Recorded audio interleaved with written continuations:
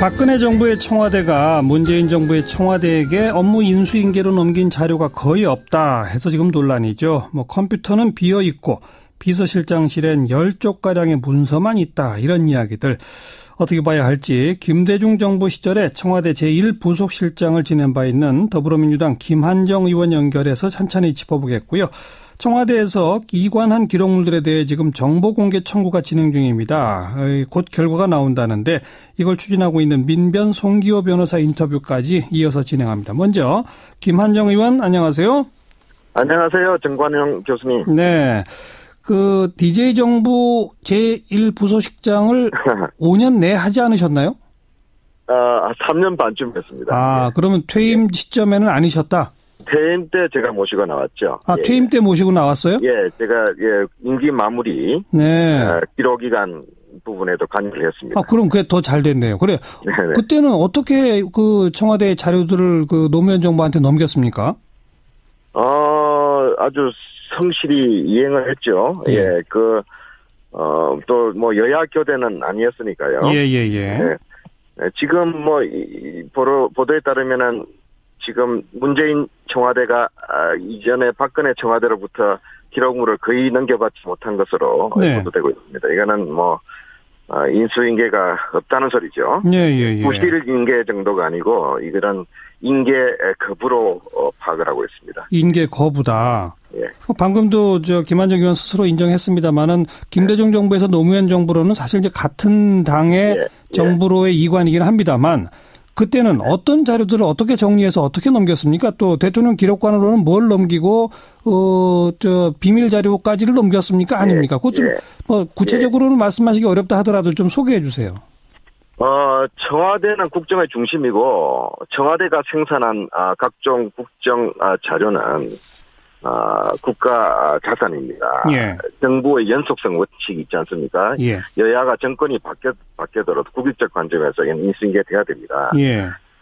그런 관점에서 김대중 정부가 처음으로 공공기록물 관리법을 입법 조치를 했습니다. 예. 그전까지는 법이 없었어요. 사실은 계량에 맡겨져 있고 양심에 맡겼는데 제대로 안 됐죠. 예. 그래서 국가기록의 중요성을 인식하고 그때 99년에 입법 조치를 했고요. 네. 그 법에 따라서 청와대를 나올 때 거의 저희들은 아마 그때 2002년에 대선이 있었고 2003년에 정부 교대를 했는데 그렇죠. 청와대 인수인계를 하는 과정에 두세 달 이상을 기록물 정리와 국가기록물로 보내야 될 거, 그다음에 청와대 인수인계 과정에서 우리가 넘겨줘야 할 거, 그런 거 분류하고 정리하는 작업에 매달렸던 기억이 생생합니다. 예.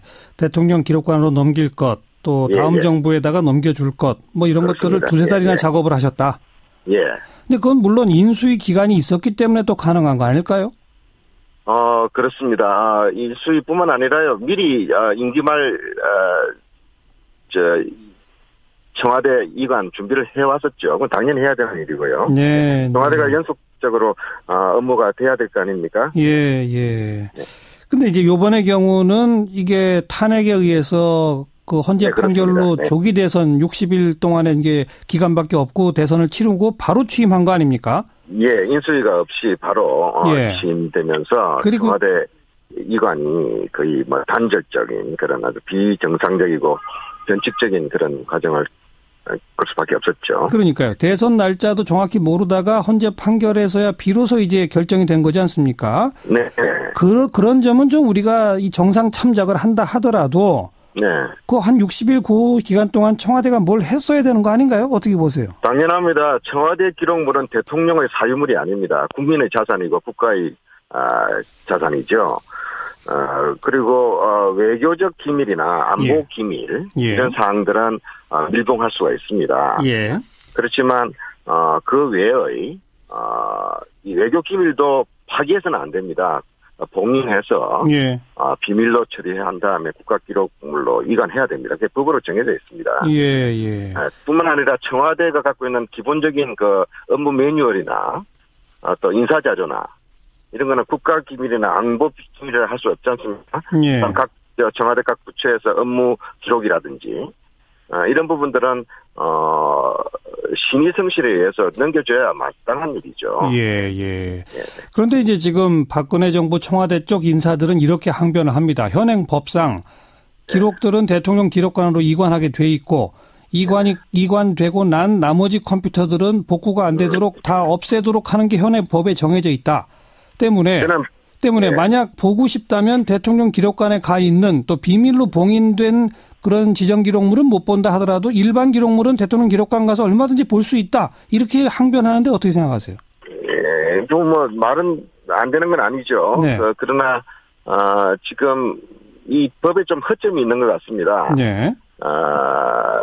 청와대에서 기록물을 이관한 뒤에 자료를 파기하라는 것은 무단 반출로 기밀 유출을 우려한 것이지. 그렇죠. 다음 정권, 그다음에 이후에 교대되는 청와대에서 업무를 방해하거나 무슨 심수 부리라는 이야기는 아니지 않습니까? 예. 근데 지금 좀 부자처럼 들려서 좀 안타깝네요.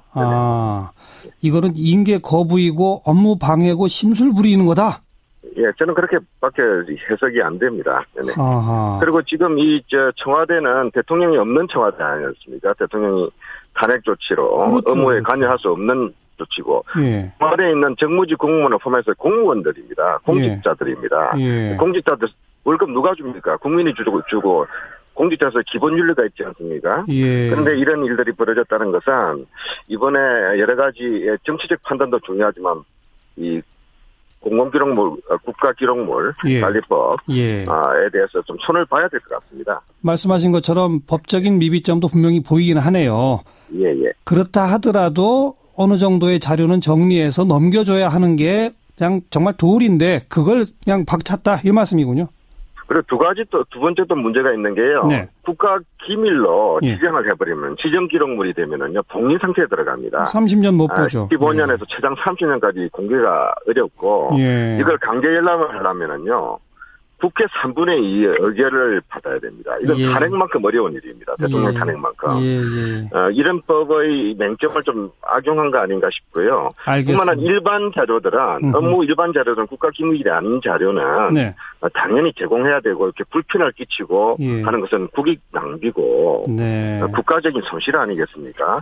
이런 이야기를 함부로 하는 것은 정말 참 안타깝죠. 그러네요. 납득하겠습니까? 그러네요. 네. 알겠습니다. 법적 미비점 보완 작업은 이번 국회에서 꼭 좀 필요할 것 같고요. 네, 여기까지 말씀드릴게요. 고맙습니다. 네, 감사합니다. 더불어민주당 김한정 의원이었고요. 자, 민변에서는 지금 국가기록원 측에 몇몇 가지 대통령 기록물 이 정보 공개를 청구했습니다. 오는 22일쯤 결과가 나온다는데요. 송기호 변호사가 연결돼 있습니다. 송 변호사님 안녕하세요. 네, 안녕하세요. 어떤 자료를 요구한 겁니까? 세월호 7시간 구조 활동 문서, 그리고 이제 위안부 한일 협의 과정에서, 핵심적인 일본의 강제 연행 인정 관련 협의. 네. 이런 몇 가지, 박근혜 정부에서, 많은, 문제점이 드러난, 한정해서 공개 청구를 했습니다. 이제, 한정된 자료라 하지만 지난 4월 달에 이미 청와대 상대로 한번 정보 공개 청구하신 바 있는 거죠? 그렇죠. 이제 그때는 정권 바뀌기 전이었고요. 그때 비공개 결정을 했었죠. 청와대가. 그래서 이번에 지난 5월 8일자로 국가기록원 측에 정보 공개 청구를 다시 하신 거죠? 그렇죠. 지난 청와대 구정권의 청와대에서는 이제 이게 국가기록물로 지정이 되었다. 라는 이유로 이제 비공개를 한 거고요. 그래서 정말로 그게 이제 이 지정 기록물로 지정이 됐다면은, 그리고 다 이관됐다면은, 지금의 청와대는 아까, 의원께서 말씀하셨습니다만, 이제 아무것도 없다는 거지 않습니까? 그렇죠. 그러면은 이제 그게 넘어갔다라고, 보이는 국가기록원으로 다시 정보공개 청구를 이제 하는 것이 법적으로는 뭐 그게 순서이죠. 그러면 국가기록원에 지금 이관된 자료 가운데 만약 비밀로 봉인되어 있는 자료가 아니라면 공개되겠네요. 그렇죠. 그러니까 지금 저도 아까 말씀 잘 들었습니다만 이제 구정권의 청와대는 이제 이게 다 이관됐다라고 이야기하는데 정말로 그게 알맹이가 다 이관됐는지, 예. 이를테면 껍데기만 이관된 것인지. 그렇죠. 사실 그 부분도 예. 확인이 필요한 거죠. 예. 그리고 이관시키면서 비밀로 지정을 했는지 안 했는지. 그렇죠. 그렇죠. 이제 크게 보면은 이제 전체적으로는 이제 대통령 기록물이고 그 중에서 봉인을 했다는 건 이제 대통령 지정 기록물인데 네. 이 봉인, 이른바 이 지정의 대상 굉장히 엄격하게 한정하고 있거든요. 예, 예. 모든 기록물을 다 봉인할 수 있는 건 아니기 때문에 예. 과연 그런 지정, 즉 봉인할 수 있는 요건, 그런 대상에 해당하느냐. 네. 그것도 지금 중요한 쟁점입니다. 아까 소개하신 세월호 7시간 구조, 그다음에 한일 위안부 합의 과정, 백보를 양보해서 한일 위안부 합의 과정은 외교상 기밀일 수 있다라고 생각해 볼 수 있습니다만 세월호 7시간 구조 부분은 뭐 기밀일 이유가 없는 거 아닙니까? 그렇죠. 그리고 더구나 위안부 합의 부분도요. 그 핵심적인 일본의 강제 연행 인정 문제 그 협의 문서는 이미 우리 행정법원에서도 이거는 비밀이 아니다, 공개하라고 판결이 났었죠. 예, 예. 다만 이제 외교부가 항소해서 아직 공개는 하지 않고 있는 상태입니다만. 맞아요. 예, 말씀하신 대로 세월호 7시간이라든지 위안부 강제 연행, 이거는 지정, 즉 봉인의 요건을 갖추지 못한 위법한 행위라고 저는 보고 있습니다. 네. 근데 이 정보공개 청구가 빠르면 22일 날 결정될 거다. 이건 어떤 근거입니까? 네, 법에, 이 정보공개법에 신청한 날로부터 10일 이내에 공개하도록 되어 있는데 중간에 이제 휴일 빼고 그러면 22일이 법에서 정한 시한이죠. 예. 22일 날 어떤 결정이 내려질 거로 전망하십니까? 지금 이게 워낙 중요하고 민감한 부분이라서 네. 이제 더구나 아까 말씀드렸습니다만 지금 지난 정부의 청와대에서 말로는 이관했다고 하는데 예. 껍데기만 이관한 것인지 정말로 이런 내용이 이관됐는지 지금 외부에서 전혀 알 수가 없어서 네, 저도 주의 기울여서 지금 내용을 기다리고 있습니다. 만약에 정보 공개 이건 할 수 없다, 전부 다 비밀이다 이렇게 나오면 어떤 대응이 가능할까요?